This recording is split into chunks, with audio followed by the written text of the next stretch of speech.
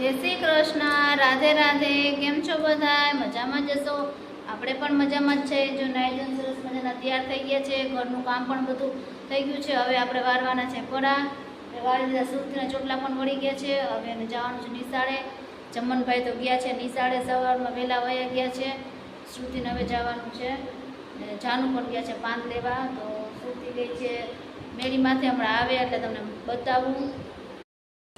શ્રુતિ નિશાળ જવાની તૈયારી કરે છે. યુનિફોર્મ લઈ આવી. હવે પેલા જરાક નાસ્તો કરશે, ત્યારબાદ જશે.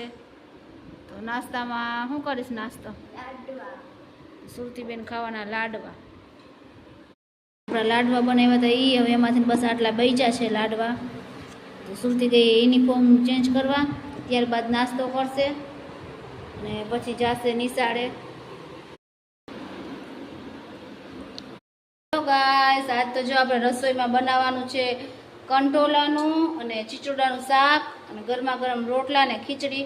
તો આપણું શાક ને ખીચડી તો બની ગઈ છે, હવે રોટલા કરવાના છે. તો એક જ રોટલો કરવાનો છે ખાલી. અને શ્રુતિ ને ચમન તો બે બેસી ગયા છે વારું કરવા, અને જાનું ગયા છે પાન લેવા. તો તમને બતાવું હમણાં હું કંટોલાનું ને ચીચોડાનું શાક. તો જો સરસ મજાનું ગરમા ગરમ ચીચોડા અને કંટોલાનું શાક, ખીચડી અને રોટલા. આ જમનભાઈ અને શ્રુતિ પણ ખાય છે અને જમન પણ વારું કરે છે. જમનભાઈ આપણે બેઠા છે વારું કરવા, અને આપણે કરીએ છીએ રોટલા. એક રોટલો થઈ ગયો છે અને અહીંયા હજુ એક રોટલો ચડે છે આપણો. જાનું ગયા છે પડા વેચવા.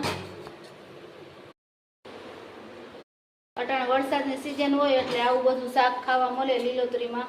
કંટોલા અને ચીચોડા અને બીજું અસલ લીલોતરી મળે. આપણે આજે એનું શાક બનાવ્યું હતું.